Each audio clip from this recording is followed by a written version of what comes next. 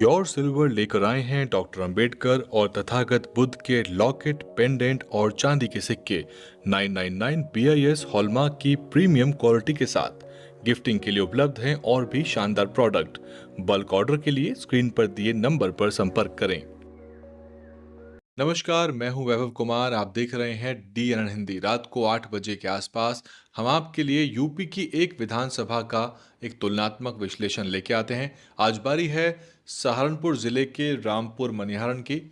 इस सीट पे क्या कुछ हुआ था 17 और 22 के चुनाव में, और क्या आंकड़े रहे थे, कौन जीता कौन हारा, और जातीय समीकरण के हिसाब से वोटों का बंटवारा किस तरह से हुआ, ये समझने का प्रयास करते हैं। सबसे पहले आपको दिखाते हैं 2017 में क्या तस्वीर थी। स्क्रीन पे देखिए ध्यान से। 2017 में बीजेपी ने अपना परचम यहाँ पे लहराया था। भाजपा के देवेंद्र कुमार निम, और ये एक आरक्षित विधानसभा है, आपको अंदाजा हो जाएगा कि ये एक रिजर्व सीट है।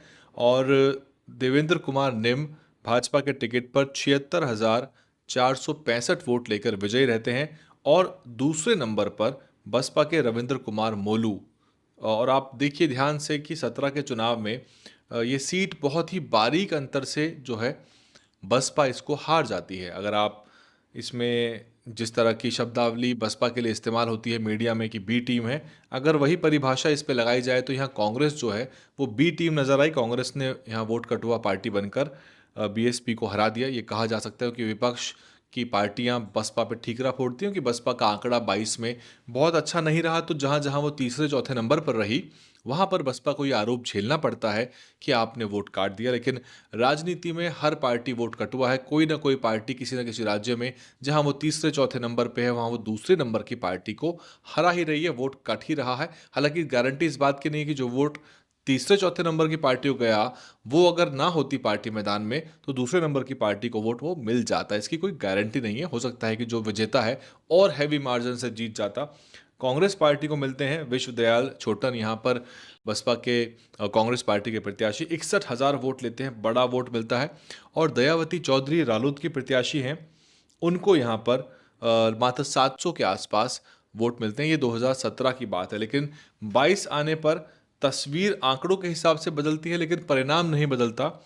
देवेंद्र कुमार निम जो कि सिटिंग एमएलए होते हैं, दोबारा टिकट मिलता है उनको, और वो एक बार फिर से भाजपा के टिकट पर और बड़े मार्जिन से जीत के आते हैं। 89,000, लगभग 90,000 का उनको वोट प्राप्त होता है। और रविंद्र कुमार बीएसपी के टिकट पर जो कि रिपीट कैंडिडेट हैं बीएसपी के भी, पिछली बार भी रविंद्र कुमार थे, उनको 68,000 वोट मिलता है। और इस बार क्योंकि गठबंधन के तहत यहाँ पर आपको समाजवादी पार्टी नज़र नहीं आ रही है, मिल के चुनाव लड़ा था, तो यहाँ आरएलडी आपको नज़र आ रहा है। और आरएलडी को इस बार 64,000 वोट यहाँ पर मिलते हैं, जबकि कांग्रेस पार्टी के प्रत्याशी ओमपाल को मात्र 1,500 मिलते हैं। आज़ाद समाज पार्टी को भी यहाँ 4,600 वोट मिलता है। तो आज़ाद समाज पार्टी ने भी यहाँ अच्छा वोट लिया अगर देखें पहले के मुकाबले तो। और अगर इस ट्रेंड को देखा जाए तो आने वाले समय में जो 27 के चुनाव आएंगे उसमें भी आज़ाद समाज पार्टी कहाँ कहाँ पर कितना वोट लेगी और जीत के कितना करीब पहुंचेगी, या फिर वोट काटने वाली जो बात है, ये आरोप आज़ाद समाज पार्टी पे भी लग सकता है। क्योंकि विपक्ष जो है, जो मीडिया है खास तौर पे विपक्ष की पार्टियों में से जो दलित समाज की पार्टियां हैं उन पर ही वोट कटुआ पार्टी का या फिर मुस्लिम समाज के ऊपर लगाता है। बाकी पार्टियों को इससे इम्यूनिटी है। हरियाणा में क्या किया कांग्रेस पार्टी ने, या हरियाणा में क्या किया आम आदमी पार्टी ने, गुजरात में क्या किया आम आदमी पार्टी ने, इसकी परवाह नहीं की जाती। क्योंकि वहाँ भी कुछ कुछ राष्ट्रीय पार्टियां वोट काट कर बीजेपी को जिताने में कामयाब रही कह सकते हैं। या फिर कई जगहों पे कांग्रेस खुद अंडर प्ले करती है और कांग्रेस कोशिश करती है कि मुख्य मुकाबले में जो है वो ना आए और सीधे तौर पर बीजेपी और अन्य पार्टियों की लड़ाई हो जाती है। जहां पर जैसे मसलन दिल्ली में कांग्रेस पार्टी अपनी हार पर इतना दुखी नहीं थी जितना कि वो आम आदमी पार्टी की हार पर दिल्ली में खुश थी। एक तरह से बीजेपी के जीतने का जश्न कांग्रेस पार्टी दिल्ली में मना रही थी। आपके सामने दोनों ही चुनाव के मैंने 17 और 22 के आंकड़े रख दिए हैं।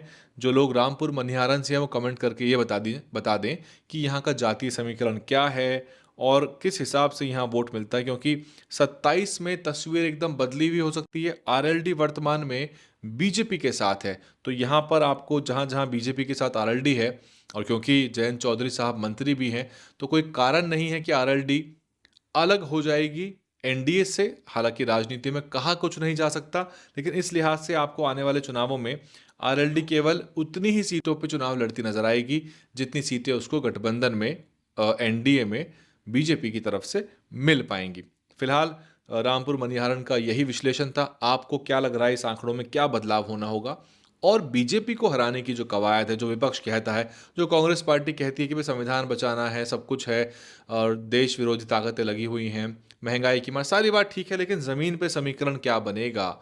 एक एक सीट की माइक्रो मैनेजमेंट, एक एक सीट का जो आपको एक यूनिक एक सॉल्यूशन देना पड़ेगा, यहाँ क्या ऐसा करना पड़ेगा कि बीजेपी को हराया जा सके? कमेंट करके बताइए। आप देख रहे थे डीएन हिंदी। ऐसे ही विश्लेषण लाते रहेंगे, ग्राउंड की रिपोर्ट आएगी। सब्सक्राइब कर लीजिए। हमारे 72% दर्शक जो हैं वो बिना सब्सक्राइब करे देख रहे हैं। आपको चैनल पसंद है, आप रिपोर्ट देखते हैं, सब्सक्राइब करिए। लाल रंग का सब्सक्राइब बटन, उसको दबाएंगे, सब्सक्राइब हो जाएगा। उसके बाद ऑल नोटिफिकेशन का चुनाव कर लीजिए, ऑल नोटिफिकेशन पर क्लिक कर लीजिए ताकि सभी वीडियो के नोटिफिकेशन आप तक आए। इस वीडियो को लाइक करिए, कमेंट करिए, चैनल को सब्सक्राइब करिए। धन्यवाद। डीएनएन हिंदी को सब्सक्राइब करने के लिए दबाएं लाल रंग का सब्सक्राइब बटन और घंटी का बटन दबाकर ऑल नोटिफिकेशन पर क्लिक करें। चैनल को जिंदा रखने के लिए नीले रंग का ज्वाइन बटन दबाकर चैनल को आर्थिक सहयोग करें।